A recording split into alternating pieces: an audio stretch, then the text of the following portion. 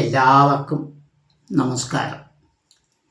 നമ്മൾ കഴിഞ്ഞ പ്രാവശ്യം ഭാഗവതത്തിൽ പറയുന്ന സമയത്ത് ഭാർഗവ ദർശനത്തിനു വേണ്ടി ശ്രീകൃഷ്ണനും ബലഭദ്രനും കൂടി ഗോമന്ത പർവ്വതത്തിൽ പോയി അതിൻ്റെ ഏറ്റവും ഉച്ചത്തിൽ പോയിരുന്നു പ്രവഷണം എന്ന സ്ഥലത്ത് പോയി നിന്നുകൊണ്ട് പശ്ചിമസാഗരത്തെ ദർശിച്ചു നോക്കി എന്നൊക്കെ പറഞ്ഞു.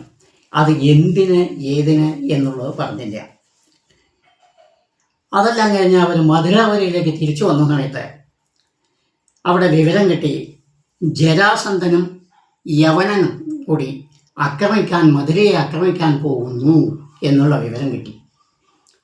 ആ സമയത്ത് ഈ മധുരയിലുള്ള ആൾക്കാരെയൊക്കെ ഒന്ന് മാറ്റണം, അതിനെന്താ വഴി എന്ന് ആലോചിച്ച സമയത്ത് അദ്ദേഹം ഈ അന്ന് കണ്ട ആ സ്ഥലം, ആ പശ്ചിമസാഗരത്തിൻ്റെ മധ്യത്തിൽ ഒരു നഗരം സൃഷ്ടിക്കാൻ തീരുമാനിച്ചു.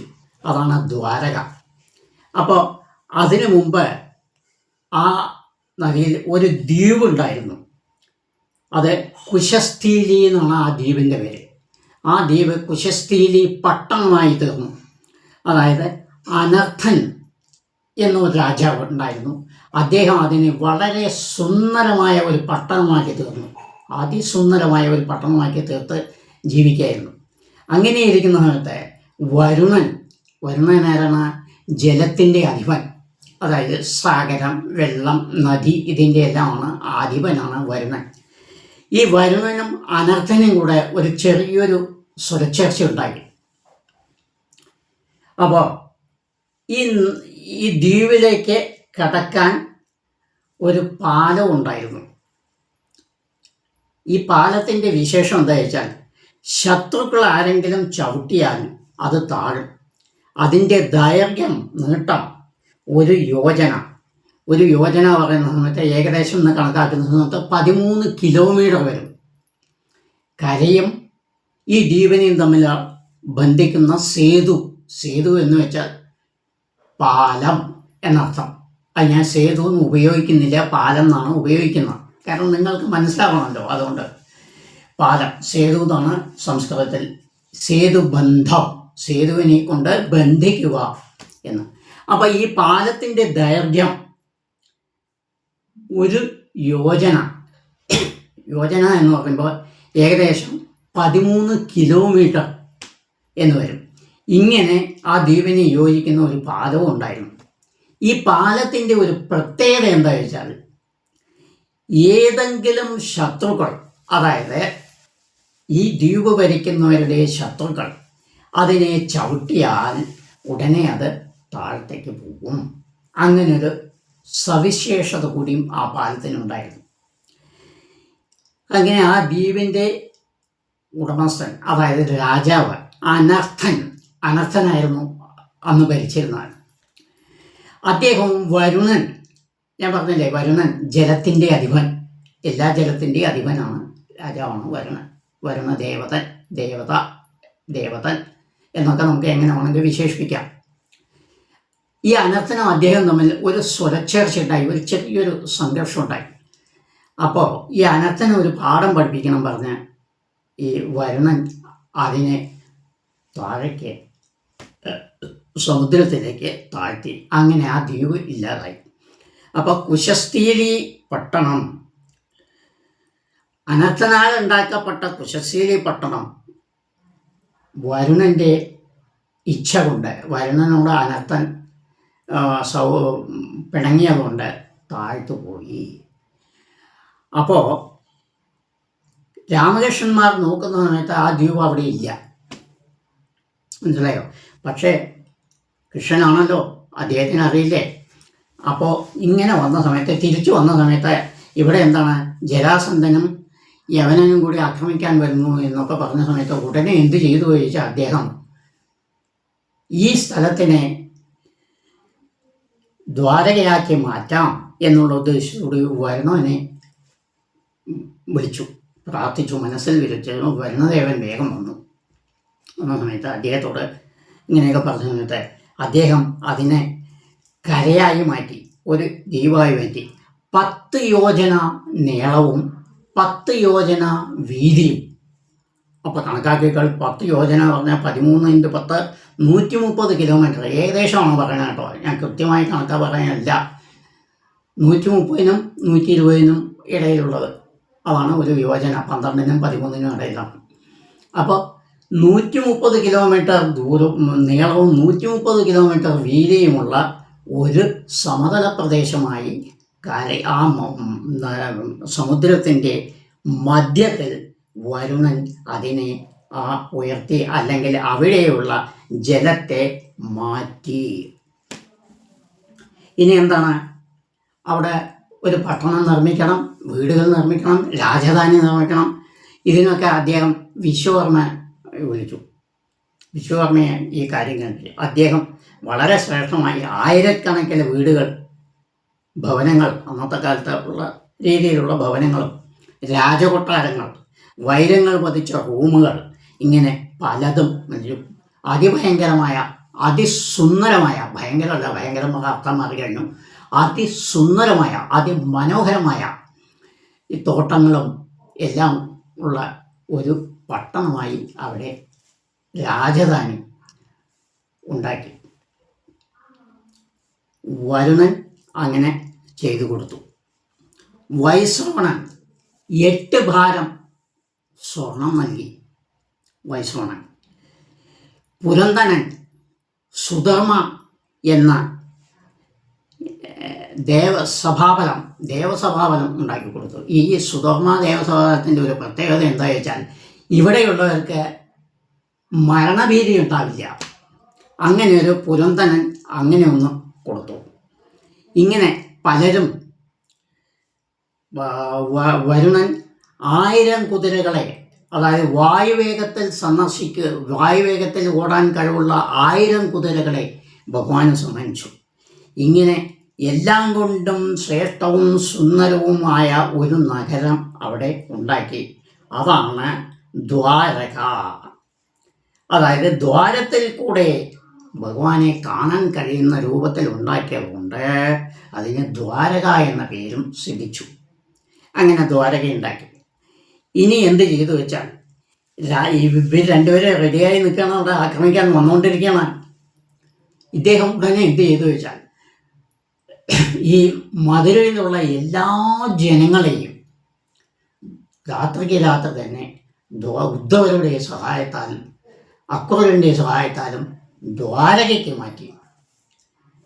അപ്പോൾ ദ്വാരകയിൽ എല്ലാവരും അവരവർക്ക് ഇഷ്ടമുള്ള ഭവനങ്ങൾ തിരഞ്ഞെടുക്കാം. കാരണം ദ്വാരക പുരിയാണല്ലോ. ആ പുരിയിൽ എത്ര ജനങ്ങളുണ്ടാവും, അവരെ മുഴുവൻ അവിടെ നിന്നിട്ട് മാറ്റി. അതിനുശേഷം ഭഗവാൻ ശ്രീകൃഷ്ണൻ ഈ ദ്വാരകയുടെ 4 ഭാഗത്തും 4 കൃഷ്ണന്മാരായി നിന്നു എന്നാലോചിക്കണം. ഇനി നമുക്ക് വേറൊരു കാര്യം, ഈ യവനൻ ആരാണ്? ജരാസന്ധൻ ആരാണ്? അവരുടെ കഥ കൂടെ പറയണമല്ലോ. ജരാസന്ധനും യവനനും വന്നു പറഞ്ഞു. അവരുടെ കഥ ഇല്ലെങ്കിൽ നമുക്കതിനെ ഇല്ലാതെ പറയാം, അത് ഉള്ളത് കൊണ്ട് അതുകൂടെ പറയാം. ഈ യവനൻ എന്നൊരു രാജാവുണ്ടായിരുന്നു, മ്ലേച്ഛ രാജാവ്.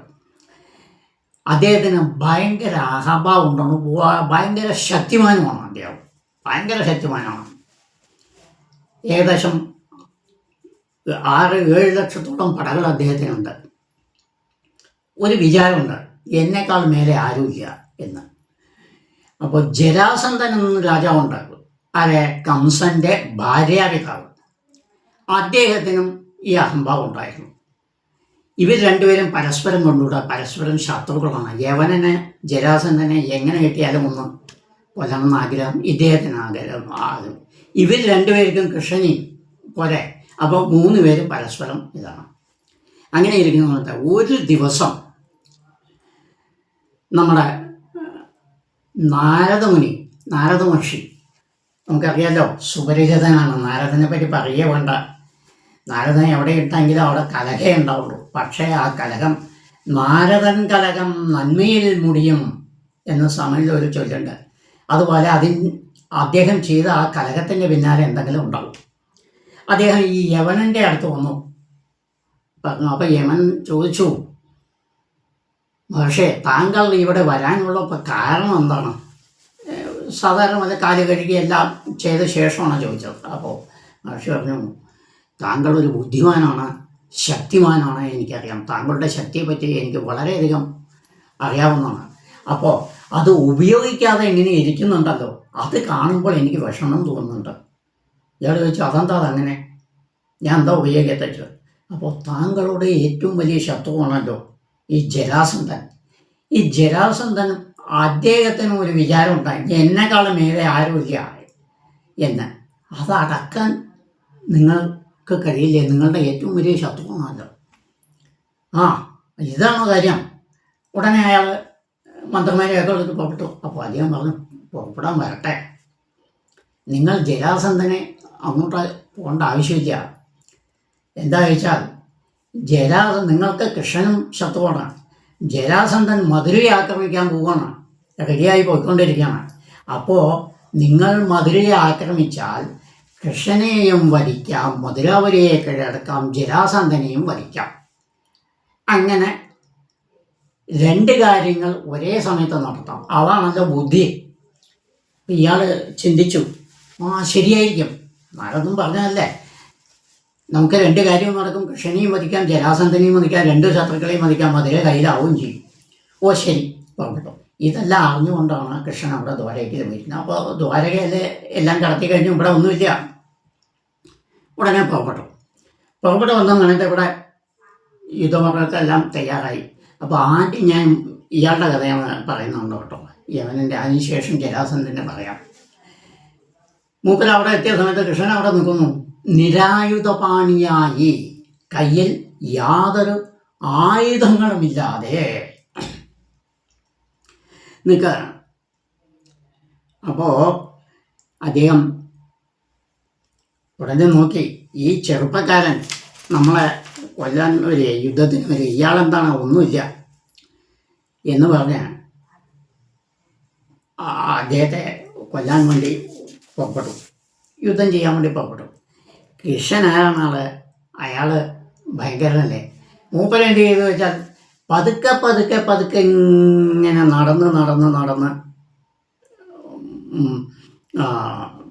മുന്നോട്ട് നടന്നു. ഇദ്ദേഹം അയാളെ തുടർന്നുകൊണ്ട് തന്നെ പോയി. അപ്പോൾ യവനൻ്റെ വിചാരം എന്താണ്? കൃഷ്ണൻ യവനനെ പേടിച്ച് പോവാണ് എന്താണ് കൃഷ്ണൻ്റെ വിചാരം. യവനൻ്റെ വിചാരം. കൃഷ്ണനാണെങ്കിലോ വേറെ എന്തെങ്കിലും കണ്ടിട്ടല്ലേ പോവാ. അങ്ങനെ പോയി ഇയാളും പിന്തുടർന്നു. പോയ സമയത്ത് ഈ യവനനെ കാണാത്ത വിധത്തിൽ കൃഷ്ണൻ ഒരു ഗുഹയിൽ അകത്തേക്ക് പോയി. ഇദ്ദേഹം പിന്നെ 4 ഭാഗം നോക്കി കണ്ടില്ല. അപ്പോൾ ഈ ഗുഹയുടെ അകത്ത് തന്നെ ഉണ്ടാവും എന്ന് വിചാരിച്ച് ഗുഹയ്ക്ക് ഉള്ളിൽ പോയി.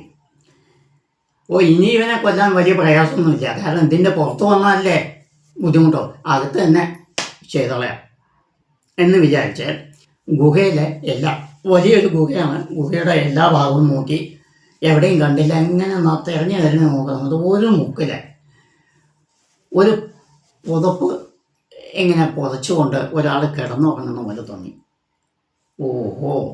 ഇതാണോ? നീ കള്ളെന്നുള്ള പേര് ഞാൻ കേട്ടിട്ടുണ്ട്, ഇപ്പോഴാണ് കാണുന്ന, ഇപ്പം ശരിയാക്കി തരാം. അദ്ദേഹം കൃഷ്ണൻ എന്നുള്ള വിചാരത്തിൽ എന്ത് ചെയ്തു? ആ പുതപ്പം എടുത്തു നോക്കിയ സമയത്ത് ജടാധരനായ, ജടയും താടിയും വീടിയൊക്കെ ഉള്ള ഒരു ഋഷിയാണത്. കണ്ടാൽ ഒരു കാട്ടാളനം പോലെ തോന്നും ഋഷിയാണെങ്കിൽ. അദ്ദേഹം എണീച്ച് പെട്ടെന്ന് കണ്ണങ്ങൾ തുറന്നു.